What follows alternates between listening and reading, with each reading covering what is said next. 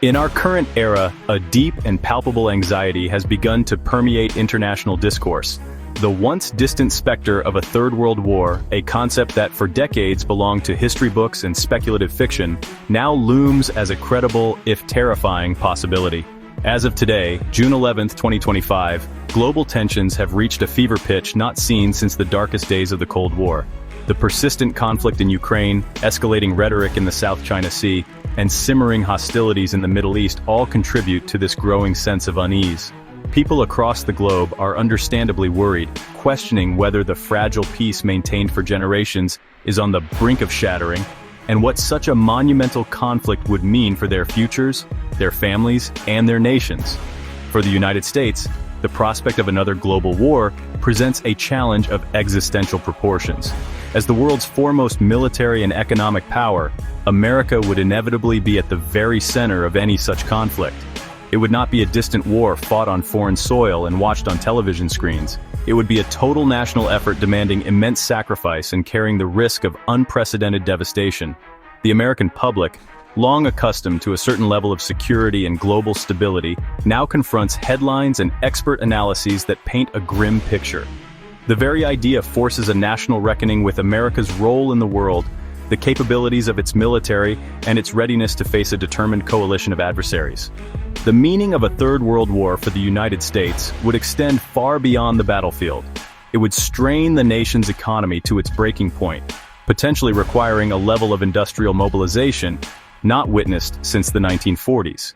The social fabric would be tested, as a potential draft could become necessary to sustain a prolonged multi-front war, a concept alien to several generations of Americans.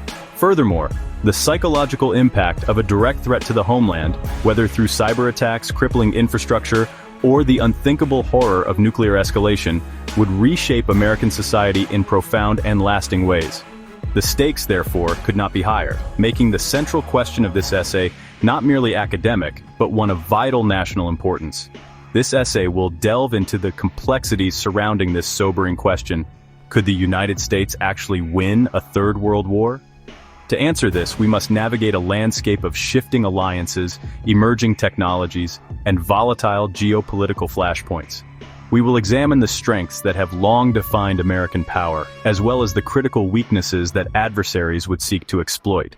By weighing the insights of military experts and analyzing recent world events, we can construct a clearer, more informed picture of America's chances in a conflict that everyone hopes will remain hypothetical, and explore what steps might be taken to prevent this catastrophic scenario from ever becoming our reality. In any hypothetical World War III, the United States would not stand alone. Its greatest strategic asset remains its extensive network of alliances, painstakingly built and maintained over decades. The cornerstone of this coalition is the North Atlantic Treaty Organization, or NATO. A conflict triggered by Russian aggression in Eastern Europe would invoke NATO's Article 5, theoretically bringing powers like the United Kingdom, France, Germany, Italy, and Poland into the fray alongside the United States. In the Indo-Pacific, the Quadrilateral Security Dialogue, or Quad, would be a critical partnership, uniting the United States with Australia, Japan, and India against potential Chinese expansionism. Key allies like South Korea and the Philippines would also be indispensable, particularly in any scenario involving a conflict over Taiwan or in the South China Sea. However, the reliability of this grand coalition is not absolute and faces increasing scrutiny. Recent surveys of global strategists show a worrying decline in confidence regarding America's ability to maintain its alliances, dropping from 79% in 2023 to just 61% in late 2024. Nations may have differing levels of commitment depending on the specific crisis.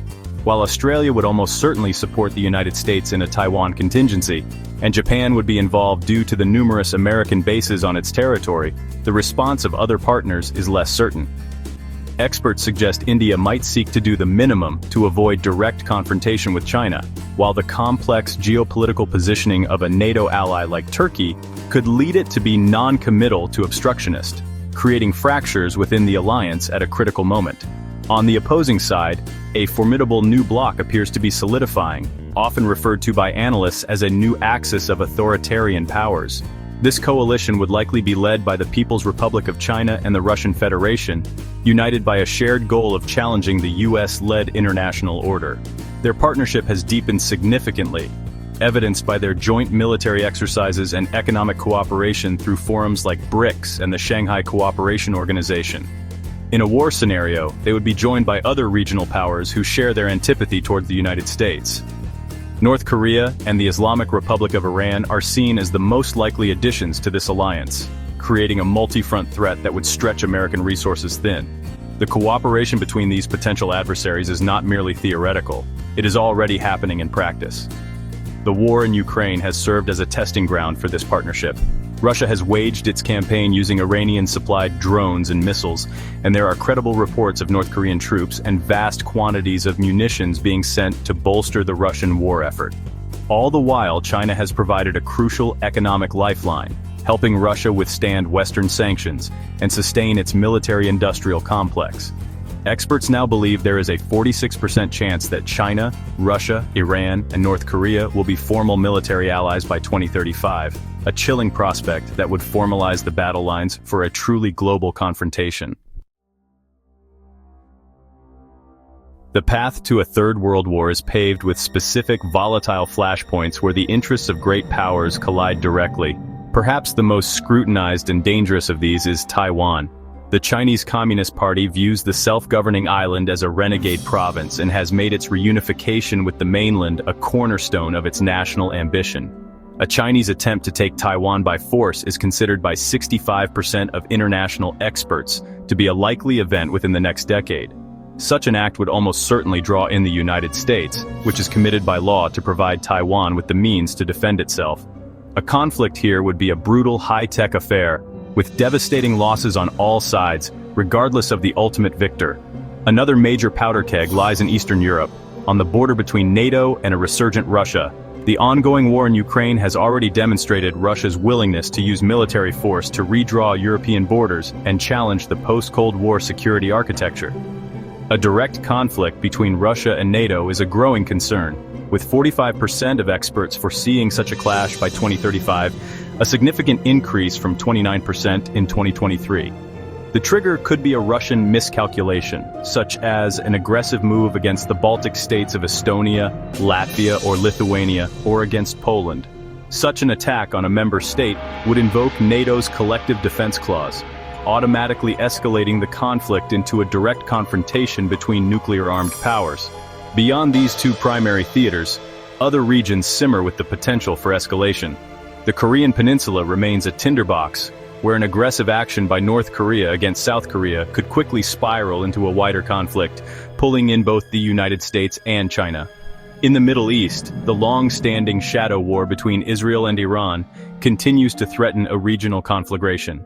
An escalation, perhaps triggered by Iran achieving a nuclear weapons capability or a direct major strike by either side, could drag the United States into another costly Middle Eastern war, diverting critical resources and attention from Europe and the Pacific at the worst possible time.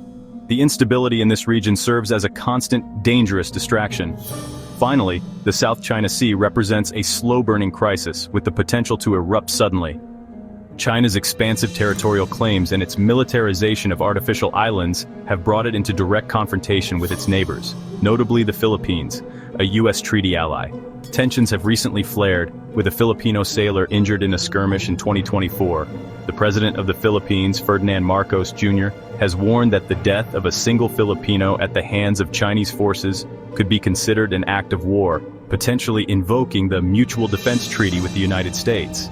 A series of small incidents in these contested waters could easily and rapidly escalate into a major naval showdown between two superpowers. Despite growing challenges, the United States military still possesses a formidable array of strengths that would be brought to bear in any global conflict. Its primary advantage remains its technological superiority. For decades, the United States has invested heavily in research and development, fielding the most advanced fighter jets, such as the F-35 and F-22, the world's most powerful navy, centered around its fleet of nuclear-powered aircraft carriers, and sophisticated intelligence, surveillance, and reconnaissance capabilities that provide unparalleled battlefield awareness. This technological edge, while narrowing, still provides American forces with a significant qualitative advantage over potential adversaries, allowing them to see farther, strike faster, and communicate more securely than their opponents. The sheer scale and global reach of the United States military is another core strength. No other nation can project power across the planet in the way America can. Its vast network of military bases in allied countries, from Japan and South Korea to Germany and the United Kingdom, allows it to pre-position forces and material close to potential conflict zones. This forward-deployed posture reduces response times and demonstrates commitment to allies. Furthermore, the United States military's logistical capabilities are unmatched.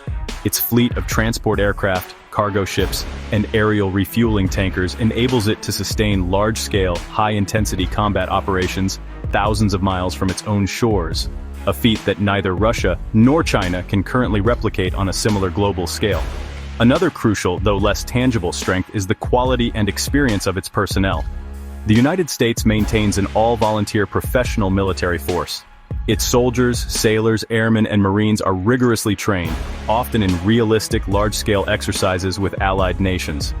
Decades of counterinsurgency operations in Iraq and Afghanistan, while strategically contentious, have forged a generation of combat-hardened leaders and non-commissioned officers who are adept at operating under extreme pressure. This depth of real-world combat experience, from small unit tactics to complex joint operations, provides a human advantage that is difficult for adversaries who have not been similarly tested in prolonged combat to match. This experience is an invaluable asset in the chaos of war. Finally, as previously mentioned, America's web of alliances is a unique and powerful force multiplier. While some partners may waver, core allies in NATO and the Indo-Pacific would provide not only military forces, but also critical strategic geography, intelligence sharing, and economic support. A war against the United States would, in many scenarios, be a war against a coalition of the world's most advanced economies and capable militaries. This integrated deterrence, where the combined military and economic might of the United States and its allies is presented as a unified front, vastly complicates the strategic calculus for any adversary. It forces them to plan for a conflict not just against one superpower, but against a global network united in opposition. For all its might, the United States military is not without significant vulnerabilities, many of which have become more pronounced in the face of new strategic challenges. A primary weakness lies in the very structure of its power projection. The U.S. military has historically relied on large, centralized, and highly visible infrastructure, such as massive air bases and supercarriers. In an era of precision-guided long-range missiles, these assets have become highly vulnerable targets. China, in particular, has developed a formidable arsenal of anti-ship ballistic missiles, often dubbed carrier killers, specifically designed to hold at risk the aircraft carriers that form the backbone of American naval power. A successful strike on one of these capital ships would be a devastating military and psychological blow. Another critical vulnerability is the strain of overextension. For decades, the United States has shouldered the burden of being a global policeman, with its forces deployed across multiple continents. The current military is sized for its present-day commitments, not for a protracted multi-front great power war. A simultaneous crisis in Europe and the Indo-Pacific would stretch American naval, air, and logistical assets to their absolute limit, forcing agonizing choices about where to prioritize resources. This global posture, once a symbol of strength, could become a strategic liability, allowing a coordinated pair of adversaries like Russia and China to exploit American commitments in one theater to gain an advantage in another. The industrial base that supports the military also presents a cause for concern. The post-Cold War peace dividend led to significant consolidation and shrinkage in the American defense industry. The production lines for critical munitions, such as long-range missiles and artillery shells, are not currently configured for the massive consumption rates that a major war would demand. The conflict in Ukraine has already exposed how quickly stockpiles can be depleted, even when supplying a partner nation. In a direct conflict, the U.S. could find itself running short of essential weaponry far quicker than anticipated, creating a dangerous gap between its military needs and its industrial capacity to meet them. Ramping up production would take years, a luxury it might not have. Finally, a societal vulnerability exists that cannot be ignored. Unlike in the Second World War, the American public has not been conditioned for the level of sacrifice a global conflict would require. There is a significant disconnect between the public and the small, all-volunteer force that bears the burden of fighting. A protracted war with high casualties would test the nation's political will and social cohesion. Furthermore, the reinstatement of a military draft, which experts believe would be necessary in a multi-year global war, would be politically explosive and deeply divisive. An adversary may believe that the U.S. lacks the domestic resolve to sustain a long and bloody fight, making this a potential center of gravity for them to target through information warfare. A third world war would be fought not only on land, at sea, and in the air, but also across new and decisive domains: cyberspace, outer space, and under the ever-present shadow of nuclear weapons. The cyber domain has emerged as a critical battlefield where attacks can be launched with devastating effect, often with ambiguous attribution. Adversaries like Russia and China have developed sophisticated cyber warfare capabilities, which they could use to target America's critical infrastructure. Imagine coordinated attacks that shut down power grids, disrupt financial markets, poison water supplies, and sever communication networks. Such actions could cripple the U.S. home front and its ability to mobilize for war before a single shot is fired in the physical world. Space, once a domain for peaceful exploration and scientific discovery, has become thoroughly militarized. The U.S. military is critically dependent on its space-based assets. Satellites are essential for global communications, navigation, and timing, provided by GPS and intelligence gathering. Recognizing this dependency, both China and Russia have developed and tested a range of anti-satellite weapons, from ground-based missiles to co-orbital killer satellites. A successful attack on America's satellite constellations could blind its forces, sever command and control links, and render precision-guided weapons useless. Experts believe a future conflict would likely begin with attacks in space, as each side attempts to gain an early and decisive advantage by disabling the other's eyes and ears. Then there is the ultimate and most terrifying frontier: nuclear warfare. The risk of nuclear weapons being used in a future great power conflict is alarmingly high. A recent Atlantic Council survey found that nearly half, 48%, of experts expect nuclear weapons to be used by 2035, a sharp increase from 37% just a year prior. Among those who predict a world war, a staggering 63% believe it will go nuclear. Russia, in particular, has engaged in reckless nuclear saber-rattling over its war in Ukraine, and North Korea's doctrine explicitly involves the use of nuclear weapons. While the U.S. would likely only use its nuclear arsenal in retaliation, the risk of miscalculation or deliberate escalation in a desperate moment is terrifyingly real. The very existence of these weapons changes the definition of winning. A victory that comes at the cost of nuclear exchanges would be a Pyrrhic one, leading to the deaths of millions, the radioactive contamination of vast territories, and the collapse of the global climate and economy. The proliferation of nuclear technology further complicates this picture, with 88% of experts expecting at least one new country to acquire nuclear weapons by 2035, with Iran being the most likely candidate. This raises the terrifying prospect of a multipolar nuclear world, where regional conflicts could more easily escalate to the nuclear level, making any global confrontation infinitely more dangerous and unpredictable. When military experts and strategists are asked to weigh the odds, a consensus emerges that is both cautiously optimistic and deeply sobering. The majority still believe that the United States would likely emerge victorious in a conventional global conflict, but this victory is by no means guaranteed, and it would come at a catastrophic cost. Confidence in American military dominance is declining, with the percentage of experts who believe the U.S. will remain the world's preeminent power in 2035 dropping from 81% to 71% in just the last year.